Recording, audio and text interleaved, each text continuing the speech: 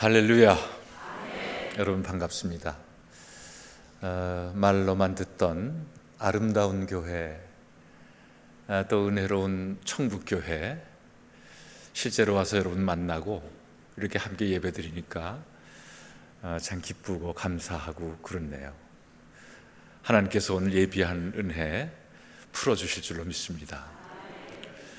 또 호산나 찬양대 2층에서 유럽에 가면 교회들이 2층에 성가대들이 있더라고요. 2층에 이렇게 성가 찬양하니까 천상의 소리, 하늘에서 들려오는 소리 같은 느낌 들고, 오늘 호산나 찬양대 찬양을 하나님께서 기쁘게 연락하신 줄로 믿습니다. 얼마 전에 우리 박 목사님께서 저한테 전화해서 설교를 부탁했어요. 은퇴하신 목사님 3분 모셔가지고 연속해서 이렇게 말씀을 듣겠다고. 왜 은퇴한 목사님들을 청하는가 라고 제가 물어보진 않았습니다. 왜냐하면 짐작은 돼요. 평생 목회하고 이제 은퇴했으니까 또 현역에 있을 때와는 또 다른 그런 은혜에 대한 나눔, 기대가 있지 않을까 그런 생각이 들었어요. 그래서 제 나름대로 기도를 했습니다. 사실 은퇴하고 보니까 은퇴하기 전에는 보이지 않는 것들이, 보이는 것들이 있습니다. 그리고 어떤 사건을 대할 때마다 좀 새로운 느낌들이 있어요. 그래서 이렇게 살아가는 감성이 변했는가, 이제 그런 생각도 해보고 그러는데, 이제 비단 목사님들뿐만 아니라 우리 성도님들도 그 여러 가지 직업, 직종에서 은퇴들 하시잖아요. 요즘은 이제 제가 은퇴해서 그런지 은퇴하신 분들을 그렇게 많이 눈여겨보게 되더라고요. 그래서 제가 은퇴하면서 여러분들에게 물어봤습니다. 은퇴하시고 제일 좋은 게 뭡니까? 그랬어요. 여러 가지 답변이 있는데 그 중에서 제일 많은 게 시간이 있다고 그러는 거예요. 시간이 있다. 이 시간이 있다는 것이 뭐냐 하면, 은퇴하기 전에는 바빠서 하고 싶어도 하지 못했는데 이제 시간이 있으니까 할 수 있게 됐다, 그런 의미인 것 같아요. 저에게도 그렇습니다. 은퇴하신 분들이 대개 소위 버킷리스트라는 것을 작성을 하지 않습니까? 죽기 전에 꼭 하고 싶은 일, 죽기 전에 가봐야 할 곳, 만나야 할 사람, 먹고 싶은 거, 이런 것들을 적어보는 게 버킷리스트잖아요. 그런 것들을 작성을 하는데, 그 은퇴하신 분들 중에서 많은 분들이 성경을 더 읽는 데 시간을 투자를 합니다. 그것도 이해가 가요. 왜냐하면 정신말짱할 때, 아직 몸 불편하지 않을 때 지금 시간을 좀 투자해보겠다는 그런 의도가 있다는 거 제가 이해를 합니다.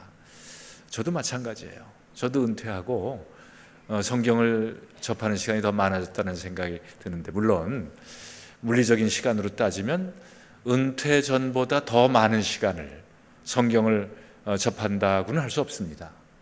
그러나 이제는 나를 위해서 성경을 읽는다는 관점으로 보게 되면 확실히 더 많은 시간을 성경을 읽는데 드리고 있다라고 할 수가 있습니다. 그래서 같은 성경을 읽더라도 다른 의미가 보여요. 그리고 같은 성경 중에서도 또 다른 차원의 은혜가 있다는 것을 느끼게 되는 것이 참 색다른 경험입니다. 이 은퇴해서 시간이 있다 보니까 그 전엔 생각하지 못했던 여러 가지 은혜들이 있게 되는 거 얼마나 감사한지 몰라요. 그리고 요즘에는 유난히 시편에 대한 은혜가 있어요. 그건 또 웬일일까 싶은 생각이 듭니다. 오늘도 여러분과 시편 한 편, 시편 121편을 통해서 받은 은혜를 나눠보려고 합니다. 물론 우리에게 익숙한 시편이기 때문에 특별한 다른 면이 있을까 보다도 이제 은퇴하고 보니까 또 새로운 그런 느낌들이 있어서 여러분과 함께 나눠보려고 하는 것입니다. 시편 121편을 제가 한번 다시 봉독을 해보도록 하겠어요. 여러분 마음에 담으시기를 바랍니다. 내가 산을 향하여 눈을 들리라. 나의 도움이 어디서 올까? 나의 도움은 천지를 지으신 여호와에게서로다. 여호와께서 너를 실족하지 아니하게 하시며 너를 지키시는 이가 졸지 아니하시리로다. 이스라엘을 지키시는 이는 졸지도 아니하시고 주무시지도 아니하시리로다. 여호와는 너를 지키시는 이시라. 여호와께서 내 오른쪽에서 내 그늘이 되시나니 낮에 해가 너를 상하게 하지 아니하며 밤에 달도 너를 해치지 아니하리로다. 여호와께서 너를 지켜 모든 환난을 면하게 하시며 또 내 영혼을 지키시리로다. 여호와께서 너의 출입을 지금부터 영원까지 지키시리로다. 아멘. 우리가 인생을 살다 보면 소위 난관에 부딪힐 때가 있어요. 겪어내기 힘든 일입니다. 이건 도저히 내 능력, 내 힘으로는 안 되겠다 싶은 그런 순간들이 있어요. 아무리 훌륭하더라도, 부지런하고 정직해도 그런 일들을 겪기 마련입니다. 왜냐하면 우리 삶이 가지고 있는 모순 때문에 그래요. 사실 인생은 불합리한 것이 많습니다. 그렇기 때문에 어떤 때 우리에게는 도움이 필요하다는 것이 절실한 때가 있어요. 내 힘 말고 또 다른 도움이 필요하다는 것을 느끼는 것입니다. 그래서 이 불확실성 시대를 살아가는 사람들에게 오늘의 시편 말씀처럼 나의 도움은 어디서 올 것인가? 참 절실한 질문이 아닐 수가 없는 것입니다. 여러분 아시다시피 이 시편 121편은 바벨론 포로 시대 때 애송이 됐다고 그래요. 이스라엘이 망하지 않습니까? 다 바벨론의 포로를 붙들려가서 낯선 땅에서 고통당하고 있는데, 그러니까 절망감이 있어요. 내 힘으로는 어쩔 수 없다는 그런 절망감 가운데 빠져 있는 것입니다. 이때 나의 도움은 어디서 올 것인가? 이런 질문은 한 개인의 질문도 되지만 사실은 이스라엘 민족 전체의 간절함이 여기에 담겨 있는 것입니다. 내가 산을 향하여 눈을 돌리라. 나의 도움이 어디서 올까? 내가 산을 향하여 눈을 돌리라 할 때 그 산은 어딜까요? 물론 직접적으로는 바벨론에 있는 어떤 산을 의미할 수 있어요. 그러나 한 걸음 더 나가면은 사실은 그들의 영혼의 고향인 예루살렘에 있는 시온산을 가리키는 것이라고 볼 수 있습니다. 그 시온산에는 예루살렘 성전이 있지 않습니까? 그리고 거기에 임재하시는 하나님, 늘 거기에 임재하셨던 하나님, 그 하나님을 바라보고 있는 것입니다. 그러다 문득 한 가지 사실을 깨달았죠. 그 산들을 지으신 분은 하나님이시다. 바벨론에 있는 산도, 예루살렘에 있는 산도 다 하나님이 지으셨다는 인식은 창조주 하나님에 대한 깨달음이에요. 모든 것은 하나님께서 지으셨다는 새삼스러운 깨달음을 얻게 된 것입니다. 그래서 모든 도움은 이 천지를 지으신 여호와로부터 온다라는 신앙 고백에 이르게 된 것입니다. 그래서 이렇게 노래했습니다. 내가 산을 향하여 눈을 들리라. 나의 도움은 어디서 올까? 나의 도움은 천지를 지으신 여호와에게서로다. 질문하고 답변까지 얻게 된 것입니다. 모든 도움은 여호와 하나님께로부터 온다 하는 믿음의 고백이죠. 제가 수년 전에 허리 디스크 수술을 했어요. 그러니까 워낙 급하게 디스크가 탈출되고 다리가 마비되고 그런 바람에 다른 가능성은 생각해 볼 것도 없이 바로 수술을 했습니다. 그러니까 전신 마취하고 수술했는데 깨보니까 몸이 움직이질 않아요.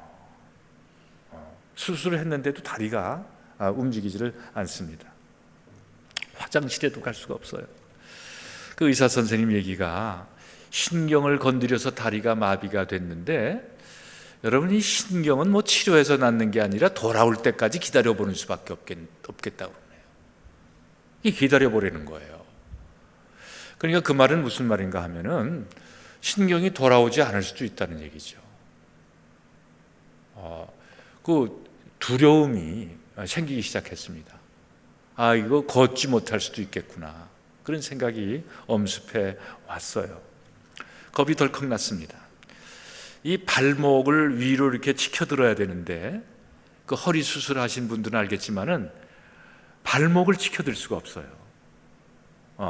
이 수술한 분들에게는 발목 치켜드는 일이, 그 평범한 일이 지구 중력을 들어오는 일과 같다는 거예요. 그렇게 힘든 일이라는 건데 이 발목이 움직이지를 않는 겁니다. 절망감이 있었어요. 하루 이틀이 지나고 밤에 잠이 오지를 않으니까 셋째 날 밤에 본격적인 기도를 하기로 결심을 했습니다. 가끔 제가 인카운터 수양회를 하는데 거기서 배운 야곱의 물러서지 않는 기도라는 기도 방법이 있어요. 여러분 아시잖아요. 야곱이 야복강 나루에서 하나님과 씨름하면서 그날 밤에 그 씨름하면서 허벅지 관절까지 어긋났는데 축복하지 않으면 이 손을 놓지 않겠습니다. 그렇게 하나님께 말씀드리지 않습니까? 그리고 하나님께서 그때 야곱 대신 이스라엘이라는 이름을 허락해 주셨어요. 이때 이 야곱이 야복강 나루에서 드렸던 그런 간절한 기도, 본격적인 기도, 이것에 이름을 붙인 것이 야곱의 물러서지 않는 기도입니다. 물러서지 않겠다는 마음을 하나님께 알려드리는 거예요. 나는 물러서지 않겠습니다. 차라리 하나님이 물러서는 것이 나을 겁니다. 사실은 그렇게 이야기한 거예요. 저도 같은 심정으로 기도를 시작을 했는데 한참 기도를 하는데 소리가 들리는 거예요. 제가 주의 깊게 들어보니까 물 흐르는 소리, 계곡에 물 흐르는 소리가 물소리가 들리더라고요. 그래서 집중을 해보니까 점점 그 소리가 크게 들리더니 이게 모아져서 한 음성으로 들려왔습니다. 그 음성이 저에게 이렇게 말씀을 했어요. 넌 다시 걸을 거야. 다시 걸을 수 있어. 그런 음성을 들으면서 제 마음에 확신이 왔어요. 그리고 얼마나 편한지 잠에 골았다 져서 그 다음날 아침에 일어나서 저도 의식하지 못했는데 제 발로 걸어서 화장실을 다녀왔습니다. 그러니까 저를 간호하고 있던 제 아내가 깜짝 놀래가지고 어떻게 그렇게 했느냐고 그래요. 아침에 그 의료진들이 회진할 때 저한테 들려서 제가 걸을 수 있다니까 다리를 들어보라고 의사 선생님이 그러더라고요. 그러더니 이제 인턴 레지던트들을 다 불러 모았어요. 모르고선 동영상 찍으라는 거예요. 그리고 저를 보고 다리를 들어 올려보라고. 다리 올려. 기적 일어났다고 난리가 났는데, 여러분, 이 의사들로서는 수술이 아주 잘된 케이스예요. 근데 저에게는 하나님의 역사입니다. 그날 밤에 하나님께서 걷게 해 주셨어요.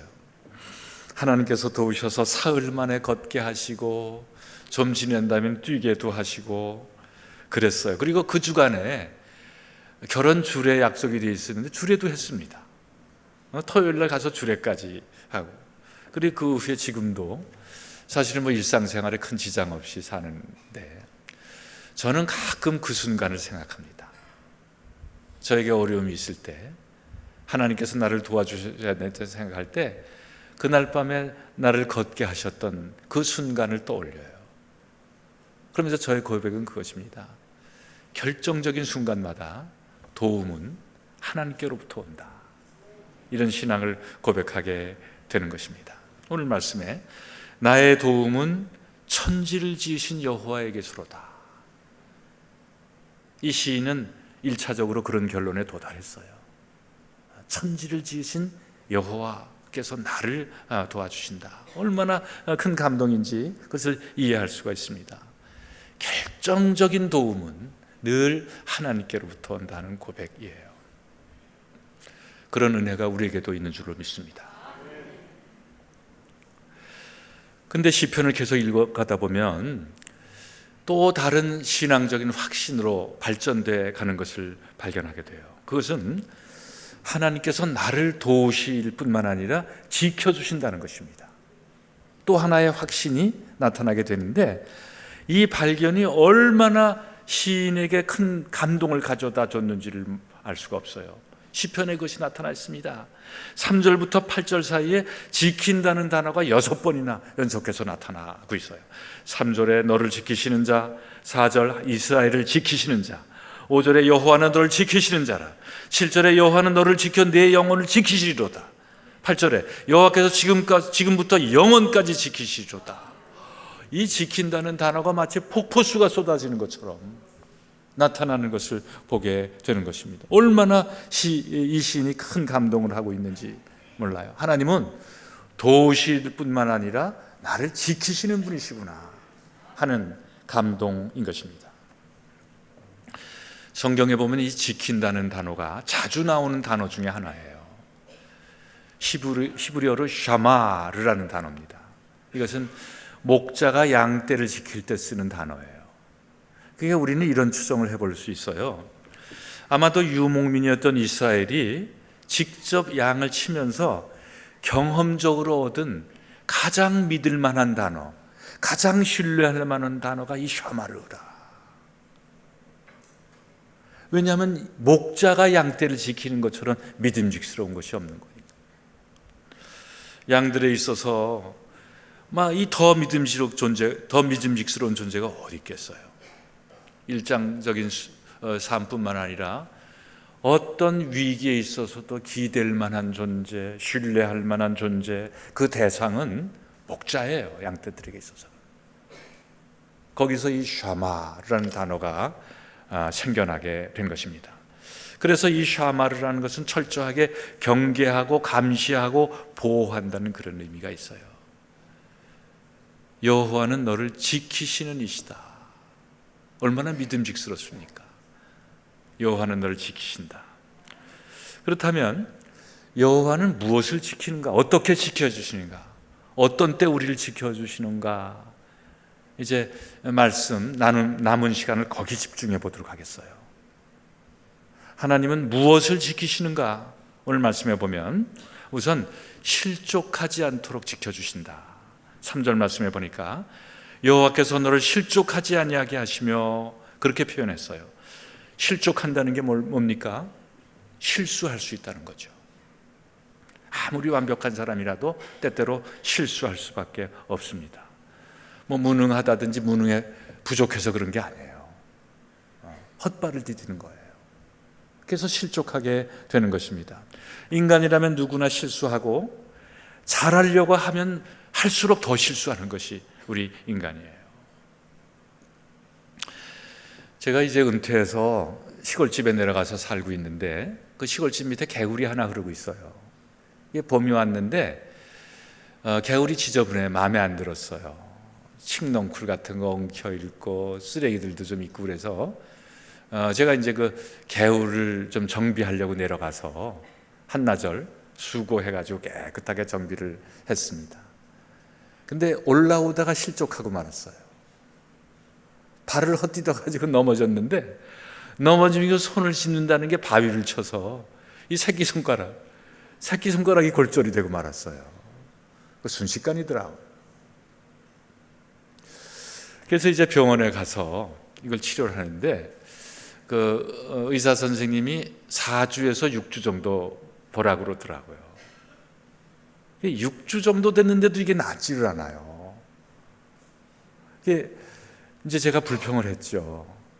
사실 손가락 하나 때문에 오른손을 제대로 사용을 못하니까 세수까지 왼손을 하려니 이게 여간 불편한 게 아니더라고요. 그래서 아주 좀 빨리 낫게 해달라고 얼마나 불편한지 그랬더니 그 선생님이 뭐라 그러는가 하면은 손모가지 안 부러진 거, 팔꿈치 나가지 않은 거 감사하라고 그러더라고요. 그 양반 제가 목사인 줄도 모르고 감사하라고 그렇게 얘기를 하더라고요. 이 나이 들수록 더 조심해야 했다고 생각을 하지만 조심한다고 다 되는 게 아니잖아요. 실수하는 걸 어떻게 하겠어요? 어떻게 막겠어요? 더군다나 이 새끼손가락 하나 정도가 아니고 잠깐 사이에 목숨이 왔다 갔다 하는 게 인간의 실수잖아요. 그런 인생을 우리가 살아갈 때 여호와께서 너를 실족하지 아니하게 하시며 라는 말씀이 얼마나 든든한지 몰라요. 결정적인 실수를 하나님께서 막아주시겠다는 거 아닙니까? 하나님께서 우리에게도 그렇게 하실 줄로 믿습니다. 두 번째는 해와 달이 상하거나 해치지 않도록 지키신다. 6절 말씀, 낮에 해가 너를 상하게 하지 아니하며 밤에 달도 너를 해치지 아니하리로다. 그러니까 이 해와 달이라는 것은 환경을 의미해요. 기후일 수도 있습니다. 그러니까 이 중동의 기후를 생각하면 이 문제가 얼마나 절실한지 몰라요. 여러분 아시잖아요. 이 중동 기후는 특히 일교차가 심해서 하루에도 낮에는 선풍기 틀어야 되고 밤에는 온풍기를 틀어야 되고, 이제 그렇게 일교차가 심한 나라이기 때문에 일사병 조심해야 되고 냉기 조심해야 되고 그런 것이 중동입니다. 날씨가 그러니까 거기 사는 짐승들도 얼마나 독이 많은지 몰라요. 뱀이나 전갈 같은 맹독성적인 그 생물체들이 있는 것입니다. 그런 위협 가운데서 살아가, 자연 환경의 위협이지만은 사실은 한 걸음 더 나아가면 사회적인 환경도 마찬가지죠. 우리 현대인의 삶이라는 것은 정글에서 사는 것과 같다 그러잖아요. 사막과 정글에서 생존하기, 이것을 인생에 비유하고 있는 것입니다. 기후나 오염, 환경 오염 문제가 얼마나 심각한지는 요즘 우리 피부에도 와닿아요. 제가 어저께 이 청주에 내려오는데 날씨가 심상치 않고 저녁 먹고 나니까 하늘이 침침한 게 뭐 심상치가 않더라고요. 오늘은 뭐 말짱하게 날씨가 겠습니다만 자연 환경의 문제가 보통 심각한 게 아니에요. 자연 환경뿐만 아니라 사회적인 환경은 더 그렇습니다. 얼마 전에서 미국에서 총기 사건 났는데 우리 한인이 학생이 관련돼 있고, 뭐 미국의 문제가 아니라 우리나라 요즘 빈번한 우리나라의 엽기적인 사건 같은 것은 정말 뭐 잔혹하기가 끝이 없어요. 더 심합니다. 우리나라는 예측할 수가 없어요. 아주 사회 환경이 피폐해가는 힘든 그런 시대를 우리가 살아가고 있지 않습니까? 하나님께서 낮에 해와 밤에 달이 해치지 않도록 지켜주신다는 것은 이런 환경적인 위협, 자연 환경이나 사회적인 환경으로부터, 그 위협으로부터 우리를 지켜주신다는 약속을 그렇게 했어요. 낮에 해가 너를 상하게 하지 아니하며 밤에 달도 너를 해치 아니하리로다. 또 환난을 면케하신다. 그도 말씀하셨어요. 환난을 면케하신다. 그것으로 지킨다고 7절 말씀. 여호와께서 너를 지켜 모든 환난을 면하게 하시며. 이 환난이라는 것이 뭘까요, 여러분? 그 환난이라는 것은 자기와는 상관없어요. 자기 잘못도 아닌데 환난을 당하는 것입니다. 그리고 환난은 쉬운 환난이 없어요. 쉬우면 환난도 아니죠. 느닷없이 환난이 들이닥치게 되는 것입니다. 삶의 양태가 복잡해질수록 삶의 안전에 대한 보장은 더 힘들어졌어요. 무차별 폭력 사건이나 애들 해치는 음주 운전이라든지 시도 때도 없이 그런 것들이 우리 주변에 상존하고 있는 것이 사실인 것입니다. 코로나 예고 없이 찾아와서 2, 3년을 지쳐갈지를 어떻게 우리가 예측을 했겠어요? 전쟁, 우크라이나 전쟁 같은 건 언제 끝날지 어떻게 알겠습니까? 예상할 수도 예측할 수도 없는 환난들, 재난들, 이런 것들 우리의 삶 가운데 있는데 누가 이런 것들로부터 우리를 지킬까? 우리가 잘 아는 시편 127편에는 이런 말씀도 있습니다. 여호와께서 집을 세우지 아니하시면 세우는 자의 수고가 헛되며 여호와께서 성을 지키지 아니하시면 파수꾼의 깨어있음이 헛되도다. 그랬어요. 집을 세우시는 분은 하나님이시며 성을 지키시는 분도 하나님이시라는 것을 인정하는 거예요. 그것이 우리의 믿음이고 신앙 고백인 것입니다. 우리 자신의 고백이에요. 여호와께서 너를 지켜 모든 환난을 면케하시며, 우리를 향한 말씀인 것입니다. 또 영혼을 지키신다. 7절 말씀에 여호와께서 또 영혼을 지키시리로다. 영혼을 지키신다는 것은 뭘까요? 그것은 인간 자신을 지킨다는, 인간을 지키신다는 거예요. 시편 1편 말씀에 보면 복 있는 사람은 악인들의 꾀를 따르지 아니하며 죄인들의 길에 서지 아니하며 오만한 자들의 자리에 앉지 아니하고. 이 말씀은 우리의 영혼, 우리 인생, 이 악인의 죄와 죄인의 길과 오만한 자리로부터 피할 수 있도록 지키시겠다는 하나님의 의지, 하나님의 의지가 들어있는 그런 말씀인 것입니다. 여러분, 우리 인간이라는 것이 얼마나 욕심과 욕망의 노예가 되어 있는지는 다른 데 말고 우리 자신의 마음만 살펴봐도 알 수 있죠. 리차드 포스터가 책을 쓰지 않았습니까? 현대인의 3대 우상이 돈, 권력, 섹스라고. 그거로 책을 한 권 썼어요. 우리 인간의 마음입니다. 심성이에요. 영혼이에요. 어떤 이는 인간의 영혼이 명예, 체면, 명분의 노예가 되어 있다고 그렇게 말을 했는데, 요즘 육신적인 질병, 암과 같은 질병도 문제지만 더 문제는 정신적인 질병이에요. 우울증으로 대표되는 정신적인 질병인데, 오죽하면 인류 최후의 질병은 우울증이라고 그렇게 얘기를 하겠어요. 육신적인 질병은 의술이 발달하다 보면 언젠가 극복할 수 있겠지만은 정신적인 질병은 그렇지 못하다는 것입니다. 해결할 수가 없다는 거예요. 하나님께서는 이런 위협 가운데 있는 인간의 영혼을 지키신다. 7절 말씀에 여호와께서 내 영혼을 지키시라. 여러분, 하나님이 우리 영혼을 지키신다는 것을 믿으시길 바랍니다. 한 가지 더 말씀드리면 8절 말씀에 여호와께서 너의 출입을 지키시리로다. 이건 또 무슨 말씀이에요?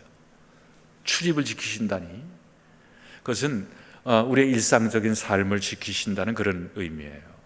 잠자고 일어나고 밥 먹고 놀고 일하고 평범한 일 같지만 어느 하나 하나님께서 지키시지 않는다면 영이 될 수 없는 일상이에요. 우리가 눈치채지 못하는 순간에도 하나님 그것을 지키신다. 하나님께서 지키셔서 날마다 행하는 일을 돌보시고 인생을 보호하신다. 요한이 이렇게 우리의 모든 것을 지키시는 하나님께서 오늘도 이후로도 우리를 그렇게 지켜주실 줄로 믿습니다. 자, 그렇다면 하나님께서 어떻게 지키시겠는가? 어떻게 우리를 지켜주시는가? 무슨 수로, 무슨 방법으로? 오늘 말씀에 의하면 3절, 졸지도 않고 주무시지도 않고 너를 지키시는 이가 졸지 아니하시로다. 이스라엘을 지키시는 이는 졸지도 않고 주무시지도 아니하시로다. 그랬어요. 이 졸지도 않고 주무시지도 않는다는 것은 무슨 의미일까요? 이것은 하나님의 전능성에 대한 의미입니다. 인간은 잘 수밖에 없는 존재예요. 피곤하면 잘 수밖에 없어요. 우리 인간은.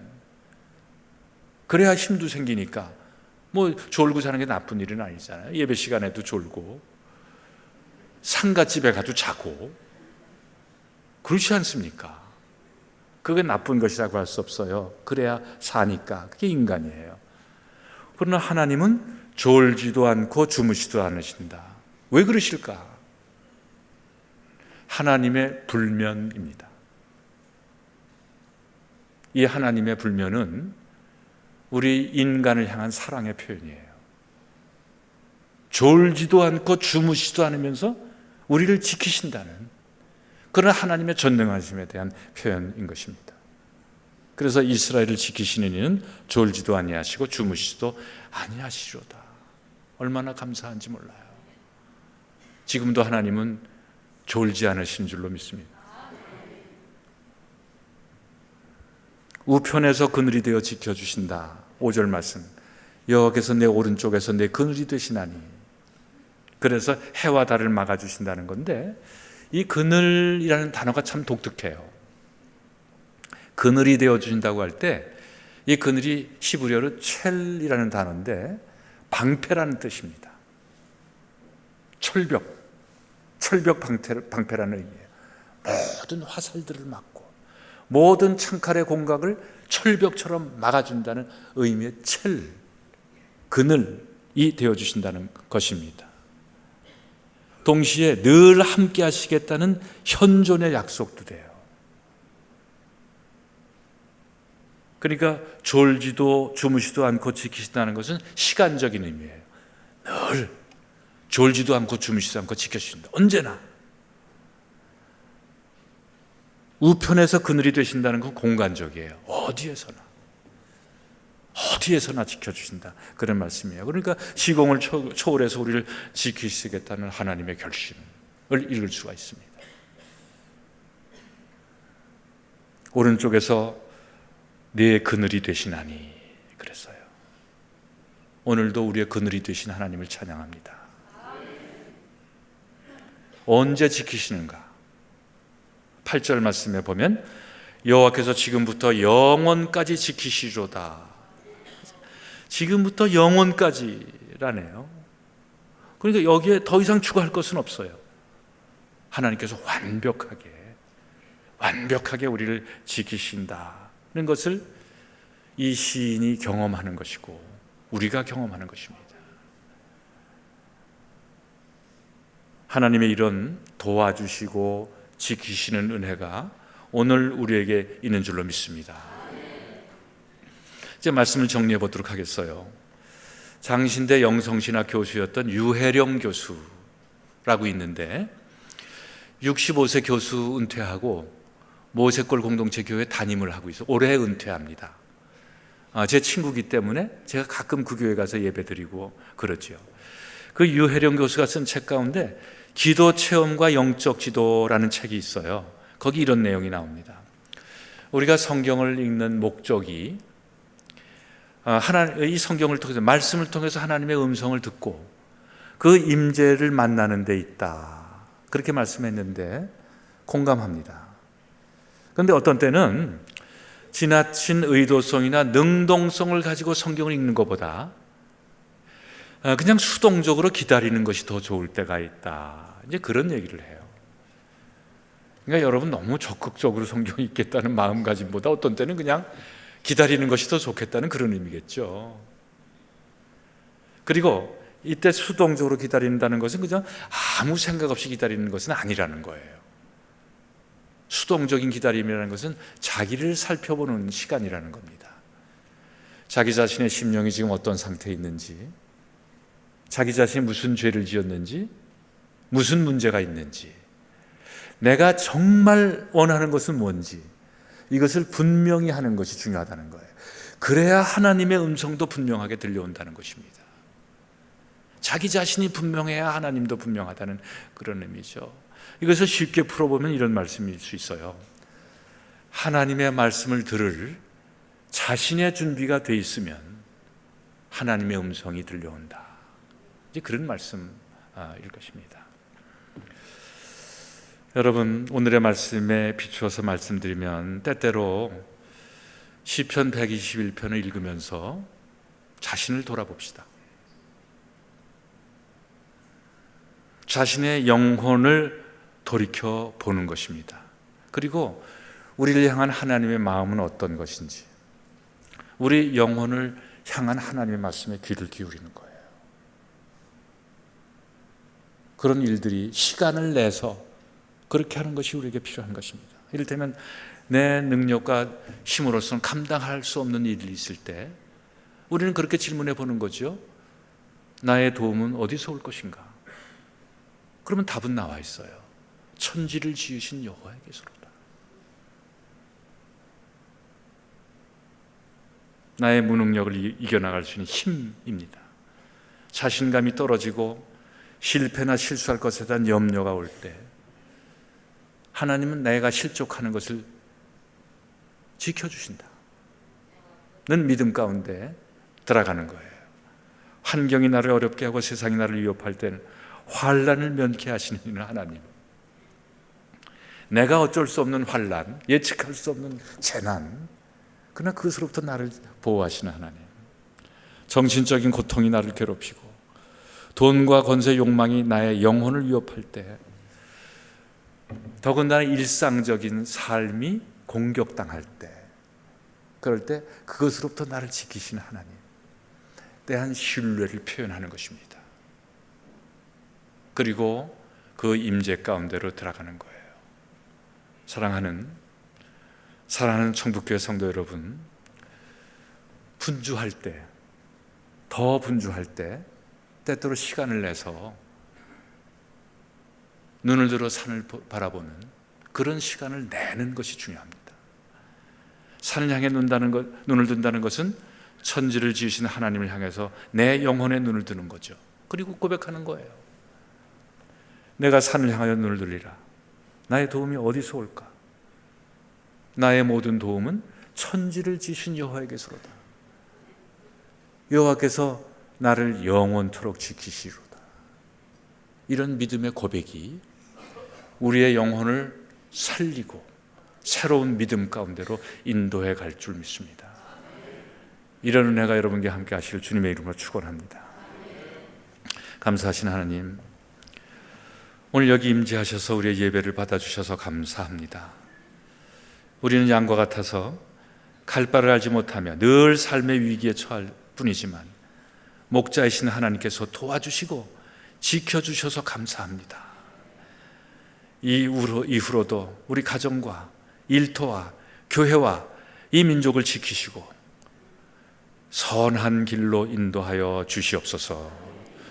예수님 이름으로 기도하옵나이다. 아멘.